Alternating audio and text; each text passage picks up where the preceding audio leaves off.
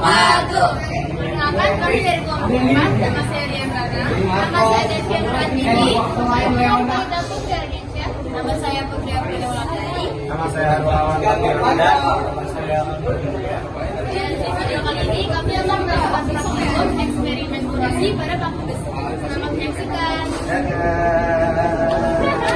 Kompetensi dasar mengajukan gagasan untuk mencegah dan mengatasi terjadinya korosi. Indikator mengajukan gagasan untuk mencegah terjadinya korosi dan mengajukan gagasan untuk mengatasi terjadinya korosi. Tujuan dari eksperimen ini adalah untuk menganalisa faktor yang dapat mempercepat terjadinya korosi pada paku besi.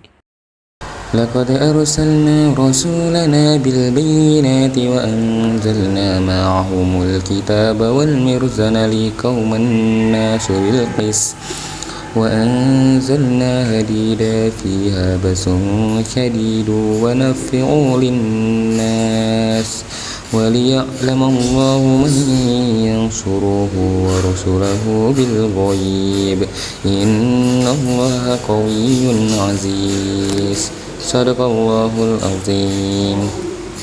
Dengan menyebut nama Allah yang lagi Maha Pengasih, Maha Penyayang. Sungguh kami telah mengutus rasul-rasul kami dengan bukti-bukti yang nyata dan kami turunkan bersama mereka kitab dan neraca atau keadilan agar manusia dapat berlaku adil. Dan kami menciptakan besi yang mempunyai kekuatan hebat dan banyak manfaat bagi manusia, dan agar Allah mengetahui siapa yang menolak agamanya dan rasul-rasulnya walaupun Allah tidak dilihatnya. Sesungguhnya Allah Maha Kuat, Maha Perkasa, Maha Benar Allah atas segala firman-Nya. Karat merupakan hasil korosi, yaitu oksidasi suatu logam. Besi yang mengalami korosi membentuk karat dengan rumus Fe2O3XH2O. Korosi atau proses pengaratan merupakan proses elektrokimia, di mana besi atau Fe bertindak sebagai pereduksi dan oksigen atau O2 yang terlarut dalam air bertindak sebagai pengoksidasi. Persamaan reaksi pembentukan karat adalah pada anode Fe berubah menjadi Fe2+ tambah 2 elektron, sedangkan di katode O2 ditambah 4H+ ditambah 4 elektron menjadi 2H2O. Logam besi yang letaknya jauh dari permukaan kontak dengan udara akan dioksidasi menjadi ion Fe2+, dan ion ini akan larut dalam tetesan air. Tempat terjadinya reaksi oksidasi ini disebut anode. Ion Fe2+ tersebut akan bergerak dari anode ke katode melalui tetesan air, sedangkan elektron mengalir dari anode ke katode melalui logam. Elektron ini selanjutnya mereduksi oksigen dari udara dan menghasilkan air. Tempat terjadinya reaksi reduksi ini disebut katode. Sebagian oksigen dari udara akan larut dalam tetesan air dan mengoksidasi Fe2+ menjadi Fe3+ yang membentuk karat besi, yaitu Fe2O3H2O. Karat yang terbentuk pada logam akan mempercepat proses pengaratan berikutnya. Oleh karena itu, karat disebut juga autokatalis.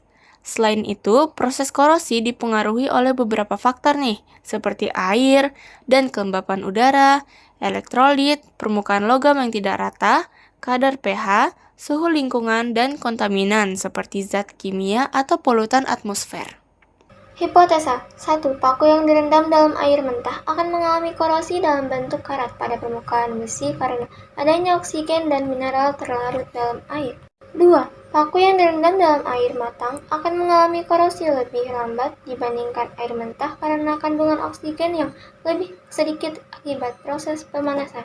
3. Paku yang direndam dalam air garam akan mengalami korosi lebih cepat daripada air mentah atau matang karena ia merupakan larutan elektrolit yang dapat meningkatkan daya hantar listrik dan mempercepat reaksi korosi.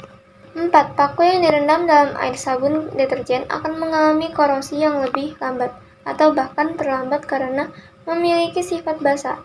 Maka hal ini tergantung pada konsentrasi deterjen dan komposisi pH pada larutan. 5. Paku yang direndam dalam minyak goreng tidak akan mengalami korosi sebab minyak melindungi besi dari kontak dengan oksigen dan air.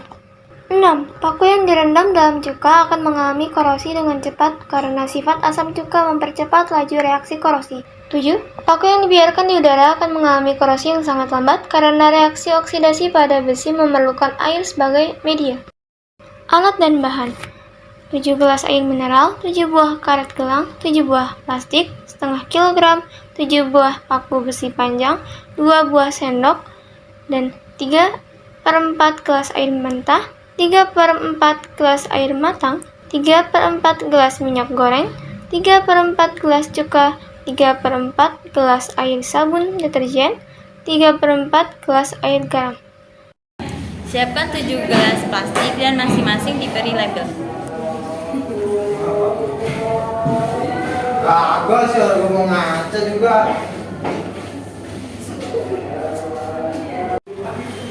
Oke, jadi di sini ada minyak dan paku. Siapkan 1 gelas minyak dan paku, lalu masukkan paku ke dalam minyak seperti ini.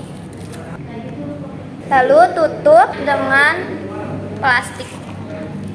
Selanjutnya kita akan membuat larutan garam. Caranya kita ambil 1 sendok makan garam. Setelah itu kita masukkan ke dalam 3/4 gelas air. Setelah itu kita aduk. Setelah itu kita masukkan paku ke dalamnya. Oke, kita akan bikin larutan deterjen. Kita tuangkan deterjen ke dalam kurang lebih 1 sendok makan.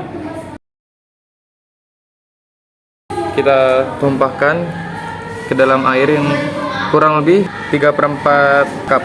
Lalu kita aduk. Setelah itu kita masukkan paku ke dalamnya. Selanjutnya di sini ada air mentah dan kita masukkan paku ke dalamnya. Lalu ditutup dengan plastik. Lalu kita masukkan air matang dalam gelas plastik. Dan kita masukkan paku ke dalamnya. Lalu kita tutup dengan plastik. Masukkan cuka ke dalam gelas plastik. Masukkan paku ke dalamnya. Jika belum tenggelam, maka tambahkan lagi. 1 gelas kita biarkan kosong dan kita labeli udara. Lalu kita masukkan 1 paku ke dalamnya. Dan kita tutup dengan plastik. Pengamatan paku besi pada hari ketiga. Paku besi di dalam udara, tidak ada karat yang terbentuk pada permukaan paku. Pada gelas air mentah, air berubah warna menjadi kuning dan keruh. Lalu muncul karat pada hampir sebagian permukaan dan kepala paku. Pada gelas air sabun deterjen, air berubah warna menjadi kuning namun jernih, dan tidak terbentuk karat pada paku.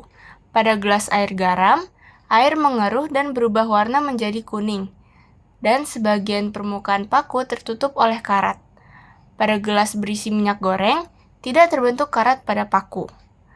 Pada gelas cuka, air cuka masih jernih dan tidak terbentuk karat pada paku. Dan pada gelas air matang, air berubah warna menjadi kuning dan keruh. Sebagian permukaan paku dan kepala paku telah dipenuhi oleh karat. Pengamatan paku besi pada hari ke-7. Paku besi di dalam udara, tidak ada karat yang terbentuk pada permukaan paku. Pada gelas yang berisi air mentah, air semakin mengeruh. Sebagian permukaan dan kepala paku dipenuhi oleh karat. Pada gelas berisi air sabun deterjen, air berubah warna menjadi oranye namun masih jernih. Lalu muncul karat di ujung-ujung paku. Pada gelas berisi air garam, air sangat keruh, dan sebagian permukaan serta kepala paku dipenuhi oleh karat. Pada gelas berisi minyak goreng, tidak terbentuk karat pada paku. Pada gelas berisi cuka, air berubah warna menjadi oranye namun masih jernih. Lalu seluruh permukaan paku ditutupi oleh lapisan berwarna hitam. Dan pada gelas berisi air matang, air semakin mengeruh, sebagian permukaan dan kepala paku dipenuhi oleh karat. Berdasarkan data hasil pengamatan hari ketiga, paku besi yang paling cepat berkarat adalah pada gelas yang berisi air garam, air mentah, dan air matang. Paku besi yang paling lambat berkarat adalah pada gelas yang berisi air sabun deterjen. Paku besi yang tidak berkarat adalah pada gelas yang berisi minyak goreng, udara, dan cuka. Berdasarkan data hasil pengamatan hari ke-7, paku besi yang paling banyak karat adalah pada gelas yang berisi air matang, air mentah, cuka, dan air garam. Paku besi yang paling sedikit karat adalah pada gelas yang berisi air sabun deterjen. Paku besi yang tidak berkarat adalah pada gelas yang berisi minyak goreng dan udara. Berdasarkan eksperimen yang telah kami lakukan, dapat disimpulkan bahwa paku yang mengalami korosi adalah paku pada gelas yang berisi air mentah, air matang, air cuka, dan air garam.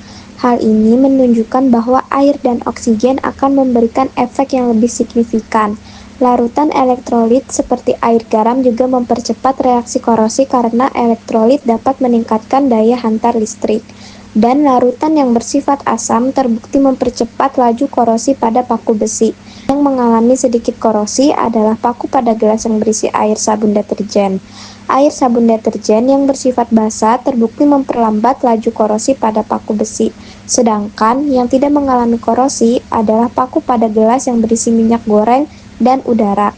Hal ini disebabkan karena tidak ada kontak langsung antara paku dengan air karena minyak melindungi paku besi tersebut, serta tidak ada air pada gelas udara. Dengan demikian, faktor yang dapat mempengaruhi terjadinya korosi antara lain hadirnya air, oksigen, elektrolit atau larutan asam, basa, garam. Saran, pencegahan korosi dapat dilakukan dengan cara 1. Modifikasi lingkungan, karena oksigen O2 dan kelembapan udara merupakan faktor penting dalam proses pengaratan. Mengurangi kadar oksigen atau menurunkan kelembapan udara dapat memperlambat proses pengaratan. Yang kedua, cara modifikasi besi. Ketika besi membentuk alloy dengan unsur-unsur tertentu, besi akan lebih tahan terhadap pengaratan. Yang ketiga, cara proteksi katodik. Jika logam besi dihubungkan dengan seng, besi tersebut akan sukar mengalami korosi. Dan yang keempat, cara pelapisan. Jika logam besi dilapisi tembaga atau timah, besi akan terlindung dari korosi. Cara mengatasi korosi pada paku antara lain 1. Menggunakan bahan kimia berupa asam klorida atau HCl, yaitu dengan rendam paku dalam larutan asam klorida untuk meluruhkan karat, lalu bilas dan beri pelapis anti karat. Yang kedua, cara tradisional, yaitu menggunakan air kelapa, jeruk nipis, dan sabut kelapa. Caranya itu rendam paku dalam air kelapa selama beberapa hari, lalu gosok dengan jeruk nipis dan sabut kelapa untuk menghilangkan karat. Kemudian tambahkan pelapis anti karat. Yang ketiga, menggunakan sabun deterjen. Rebus paku dalam air sabun sampai mendidih untuk melunturkan karat, lalu bilas dengan air dan beri pelapis anti karat.